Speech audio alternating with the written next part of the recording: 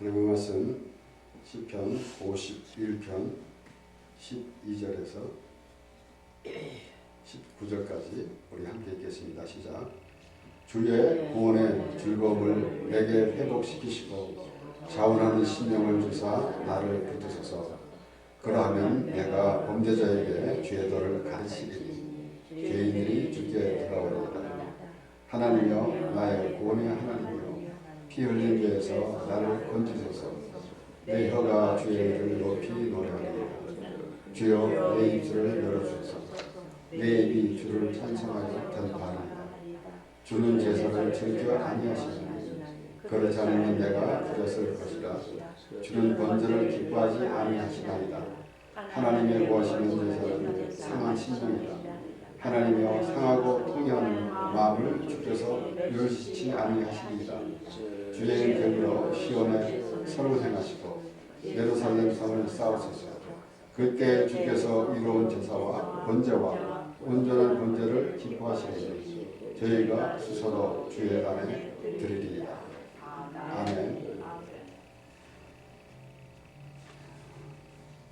다윗이 바세바를 범하고 그 남편 우리아를 전쟁에 나가서 죽게 하고 우리가 상상도 하지 못하는 그런 죄를 범했습니다.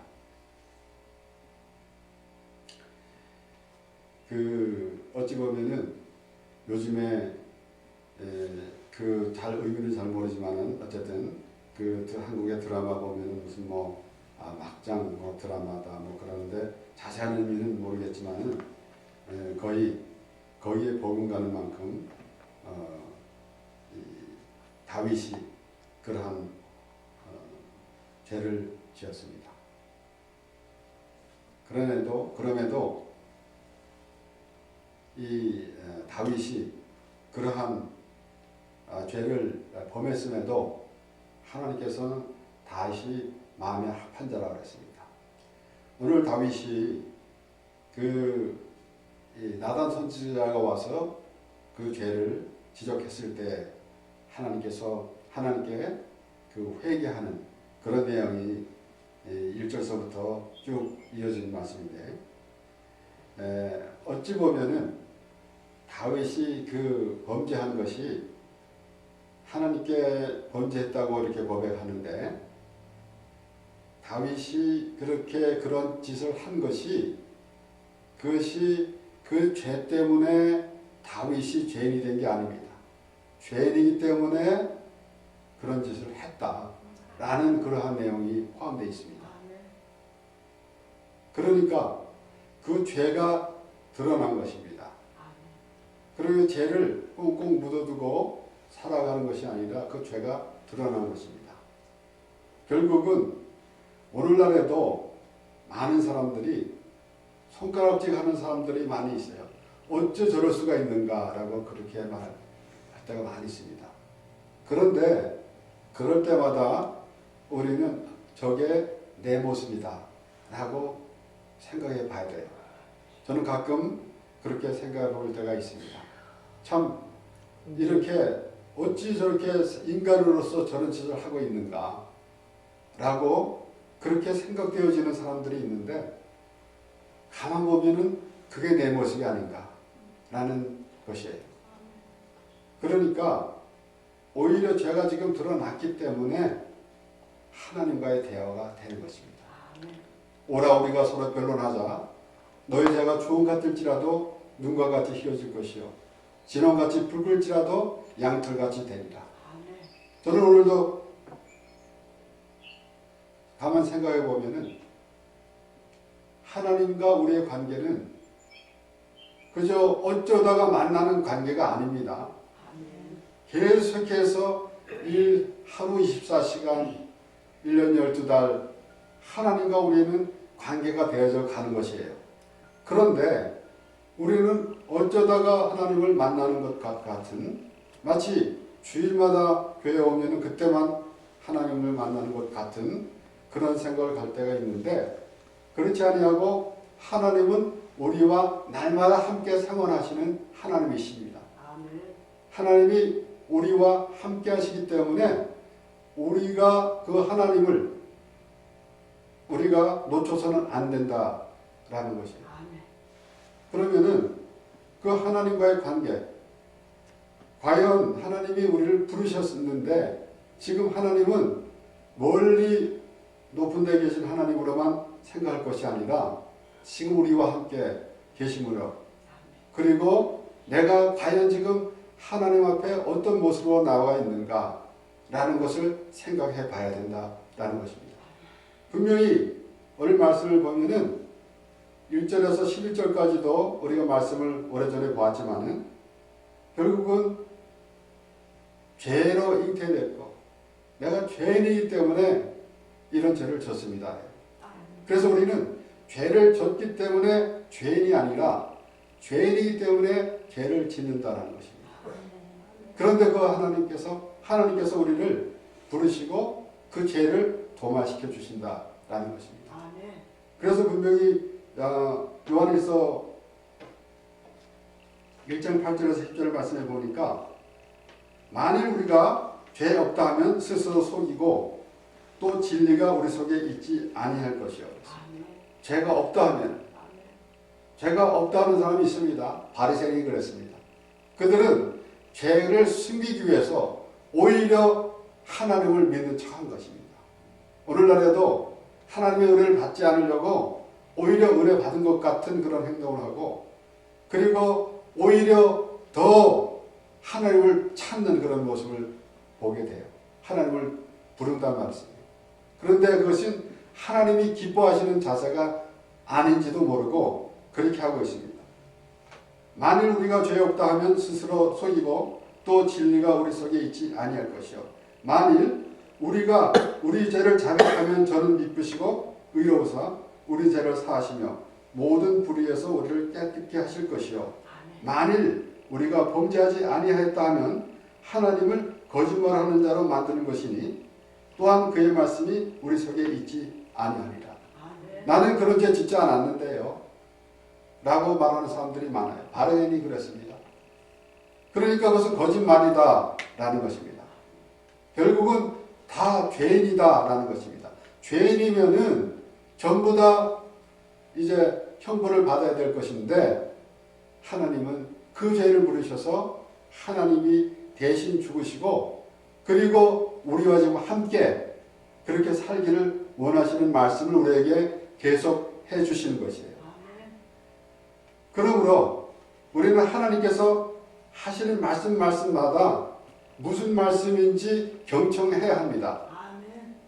내 생각을 가득 갖고 있으면서 하나님의 말씀을 건성으로 들어가지고 내가 편한 대로 그렇게 가면은 하나님과는 너무나 거리가 먼 그런 생활을 계속 하게 될 것입니다.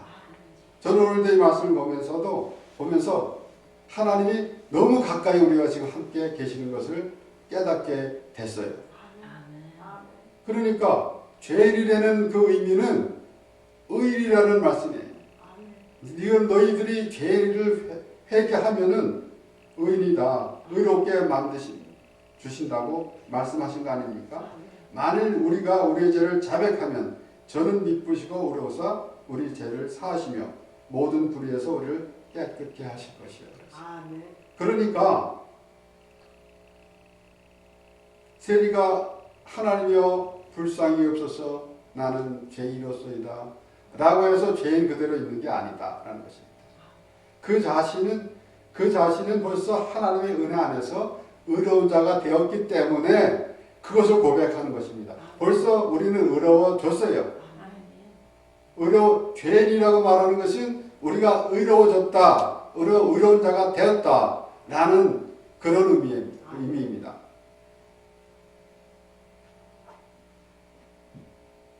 우리 다윗이 결국은 이제 그 하나님과 정말 평생을 같이 하던 다윗이 하나님 앞에 그런 범죄를 해놓고 그리고 그렇게 자기가 하나님을 이제 죄를 감추고 하나님 앞에 섰었던 그 모습, 그것이 얼마나 부끄러웠는지. 그리고 11절까지도 그렇게 11절에는 그런 말씀이 나오지 않아요? 나를 주 앞에서 쫓아내지 마시며 주의 성신을 내게서 거두지 마소서. 그래서 언젠지 모르지만 지난번에 오래전에 이 말씀을 전했는데 나를 주의 성신을 내게서 거두지 마소서라고 그런 말씀을 보면 말씀으로 이 말씀을 봤습니다. 그러니까 그만큼 지금 죄를 감추고 있었을 때 그 뻔뻔스러운 모습, 그러면서도 하느님 앞에 예배한다고 하는 그런 모습 미랬었는데 오늘 보니까 12절의 말씀을 보니까 주의 구원의 즐거움을 내게 회복시키시고 아멘. 자원하는 심령을 주사 나를 붙드소서. 아멘. 하나님과 평생을 같이 하는 그 다윗이 얼마나 부끄럽겠습니까? 하나님 앞에 죄를 진 게 부끄러운 것이 아니라 그 죄를 감춰온 것이 부끄러운 것이에요. 그 죄를 고백할 때에 하나님과의 회복, 그 죄를 회복할 때에 하나님과의 회복되는 것을 말씀하시는 겁니다. 그렇기 때문에 그냥 모양만 내면서 하나님 앞에 예배한다고 했던 그 모습이 얼마나 초라하겠습니까? 그래서 누가복음 16장에 부자와 거지 나사로를 비유를 보면은 그 부자는 날마다 자색 옷을 입고 연락하는데 좋은 옷을 입고 잔치를 벌이는데 오늘날로 말하자면은 아주 거창하게 아주 웅장하게 예배 분위기를 만들어 놓고 예배를 드렸는데 그런데 거지 나사로는 그 부자 대문 앞에서 초라한 모습, 헌디가 나서 걔가 핥을 정도로 초라한 모습이 되었었는데 둘이 다 죽었어요. 그런데 거지 나사로는 아브라함의 품에 안겨 있었고 부자는 음부에서 고생하고 있었어요. 마치 그 부자가 연락하고 있을 때는 잔치를 벌이고 좋은 옷을 입고 잔치를 벌였을 때는 굉장히 아름다워 보였지만은 그것은 뭔가 같은가 하면은 음부에서 있는 거나 마찬가지고 그렇게 초라하게 보였던 같은 거지 나사로는 무엇인가 하면은 아브라함의 품에 안겨 있는 모습이라는 것입니다. 그러니까 우리 생각해 보니까 하나님께서 지금 다윗과 하나님과의 관계에서 다윗은 지금 자기가 그렇게 아주 뻔뻔스럽게 죄를 감추고 있었을 때 자기는 굉장히도 하나님 앞에 그 예배를 제사를 잘 드린다고 했었지만은 결국은 그것은 아무것도 안 했었고 결국은 나단 선지자가 와서 죄를 깨닫게 하니까 그때 비로소 하나님과 함께 회복이 되고 하나님과 화목이 되게 되는 것입니다. 나단 선지자가 와서 죄를 깨닫게 하는 것 같이 우리에게도 성령이 오셔서 우리의 죄를 깨닫게 하시는 것인데 그러면은 우리가 죄를 깨달았으면은 우리는 이제 죄인이 된 것입니까? 그렇지 않다는 것입니다. 하나님이여 불쌍히 없어서 나는 죄인으로서이다라고 하는 것이 굉장히 아름답게 보이는 것입니다. 반대로 나는 이것도 했고 저것도 다 했고 하나님께서 하라고 하는 것 다 했습니다라고 그러하는 바리새인들은 아주 초라한 모습이 되는 것입니다. 그런데 그러한 모습을 보면서 이 다윗은 하나님께 이제 하나님과의 그 대화가 이루어지는 것입니다. 그래서 그가 말합니다. 16절에 보면은 주는 제사를 즐겨 아니하시나니 그렇지 않으면 내가 드렸을 것이라. 주는 본질을 기뻐 아니하시니이다. 그가 이제 하나님을 내가 죄를 깨달을 때 하나님이 더 알아지는 것입니다. 그 외에는 내가 하나님을 안 되는 것은 죄로부터 시작되는 것이에요. 그렇기 때문에 하나님을 알게 되니까 그렇게 고백하면서 하나님의 구하시는 제사는 상한 심령이다. 하나님이여 상하고 통회하는 마음을 주께서 멸시치 아니하시리다.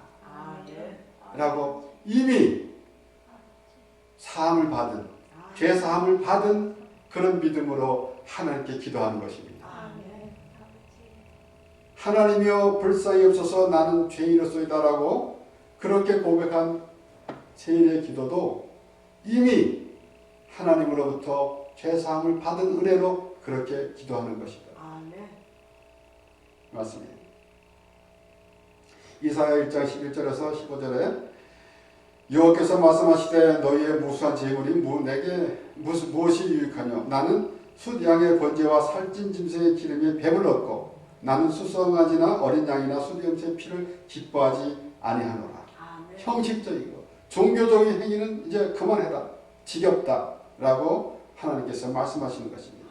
너희가 내 앞에 보이러 오니 그것을 누가 너희에게 요구하였느냐? 내 마당만 밟을 뿐이니라. 그런 짓을 이제 그만하자. 그런 짓은 그만하자고요. 우리가 저번에도 말씀드렸지만은 한평생 살아가는데 때로는 이 세상에서 살아가면서도 어찌 보면은 한번 다시 살아보고 싶은 생각이 드는 사람이 있을 것입니다. 그러나 절대로 인생을 다시 살 수는 없어요. 한 번뿐입니다. 더욱더 우리는 하나님께서 주어진 이 시간에 하나님으로 인하여 살아가는 그런 인생이 복된 인생이 될진데 그러지 못하고 결국은 다시 살 수도 없는 한 번 주어진 그 인생을 우리는 어떻게 살아야 되겠습니까? 그렇기 때문에 더욱더 그 하나님과의 깊은 관계를 우리가 잘 생각해 봐야 된다는 말씀이에요. 헛된 재물을 다시 가져오지 말라. 분양은 나의 가증이 여기는 바요. 월삭과 안식일과 대회로 모이는 것도 그러하니 성회와 아울러 악을 행하는 것을 내가 견디지 못하겠노라. 얼만큼 참 헛된 노릇을 했으면은 하나님께서 그렇게 말씀하시겠습니까? 내 마음이 너희의 월삭과 정한 절기를 싫어하니 그것이 내게 무거운 짐이라 내가 지기에 곤비하였느니라. 너희가 손을 펼 때에 내가 눈을 가리고 너희가 많이 기도할지라도 내가 듣지 아니하리니 이는 너희의 손에 피가 가득함이니라. 오늘 본문에 하나님이여 나의 14절에 보면 하나님이여 나의 구원의 하나님이여 피 흘리기 위해서 나를 건지소서. 물론 아주 현실적으로 그가 우리아를 전쟁에서 죽게 하는 것을 떠올리게도 하겠지만은 전체적으로 우리 보면은 우리가 지금 다윗이 범한 제 이상의 그러한 우리의 모습이다라는 것입니다. 그렇기 때문에 그러면 우리가 이렇게 악하니까 우리는 참 구제불능이네요 라는 의미 아닙니다. 그만큼 우리가 하나님의 은혜를 받은 사람이다 라는 것입니다. 그래서 예수님께서 말씀하셨습니다. 바리새인 시몬에게 예수께서 말씀하셨죠. 50데나리온 빚진 자와 500데나리온 빚진 자가 있는데 둘 다 탕감을 받았는데 누가 더 기뻐하겠느냐? 많이 탕감을 받는 자입니다. 내 말이 옳도다. 그랬어요. 그러면은 오늘날 우리가 빚을 얼마나 졌습니까? 똑같이 졌습니까? 사도 바울은 또 뭐라고 말합니까? 죄가 많은 것에 은혜가 더한다 그랬어요. 그리고 이어서 뭐라고 말합니까?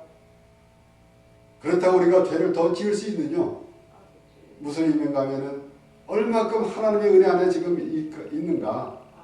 얼마큼 죄를 많이 깨닫고 있는가? 하나님 나는 별로 죄 안 졌는데요 하면 그만큼만 은혜 받고 살아가는 것이고, 나는 정말 하나님이 어찌 나 같은 사람을, 나 같은 인생을 하나님께서 지금 우리를 나를 부르셨습니까? 나는 그런 은혜에서 사는 것이 복된 인생이 되는 것입니다. 그래서 누가복음 15장에서는 예수님께서 분명히 말씀하십니다. 바리새인들 때문에 말씀하셨어요. 누가복음 18장에서도 그 세리와 그 바리새인과 세리의 기도에서도 자기를 옳다 여기고 의롭다 여기고 남을 멸시하는 자에게 예수께서 말씀하셨는데 15장 2절에서도 말씀합니다. 바리새인과 서기관들이 원망하여 가로되 이 사람이 죄인을 영접하고 음식을 같이 먹는다 하더라. 예수께서 저에게 이 비유로 이르시되, 그러니까 바리새인과 서기관들이 예수님이 죄인과 같이 먹는다고 그럴 때 바리새인에게 예수님께서 말씀하시는 거예요. 너희 중에 어느 사람이 양 100마리가 있는데 그 중에 하나를 잃으면 99마리를 들여두고 그 잃은 것을 찾도록 찾아다니지 아니하느냐. 또 찾은즉 즐거워 어깨에 메고 집에 와서 그 벗과 이웃을 불러 모으고 말하되 나와 함께 즐기자. 나의 잃은 양을 찾았노라 하리라. 그것은 그 당시에 있었던 일이라고. 그 양을 기르는 목자가 100이 있는데 한 마리를 잃어버렸습니다. 그랬는데 99이 있으니까 한 마리를 찾다가 이거 다 놓치면 어떻게 할까라는 생각이 없다라는 거지. 99은 두고 한 마리를 찾으러 가는 그 목자의 심정이 있다는 것입니다. 그래가지고 그 잃은 그 또 찾은즉 그러면서 뭐라 그러냐면 그 잃은 것을 찾도록 찾아다니지 아니하느냐. 끝까지 찾도록. 이 대목이 정말 귀하지 않습니까? 찾도록 찾아다니지 아니하느냐. 물론 예수님께서는 지금 하나님이 그런 심정이라고 말씀을 하시기 원해서 더 강한 어조로 말씀하시는 것입니다. 찾도록 찾아다니지 아니하느냐. 또 찾은즉 즐거워 어깨에 메고 집에 와서 그 벗과 이웃을 불러 먹고 말하되 나와 함께 즐기자. 나의 잃은 양을 찾아노라 하리라. 그렇게 하는 거예요. 내가 너희에게 이르노니 이와 같이 죄인 하나가 회개하면 하늘에서는 회개할 것 없는 의인 99을 인하여 기뻐하는 것보다 더하리라. 지금 다윗이 그랬어요. 다윗이 하나님께서 그렇게 기뻐하시는 것입니다. 다윗이 그런 기도가. 그래서 우리의 모든 기도는 다윗과 같은 그런 기도가 돼야 되지 않겠습니까? 흔히들 잃어버린 양의 비유를 보면서 99은 안전한 것 같고 한 마리 잃어버린 양이 얼마나 불쌍하며 우리가 그걸 찾으러 가자 라고 하는 사람이 있는데, 내가 잃어버린 양이 된 그런 감격은 어디로 가고,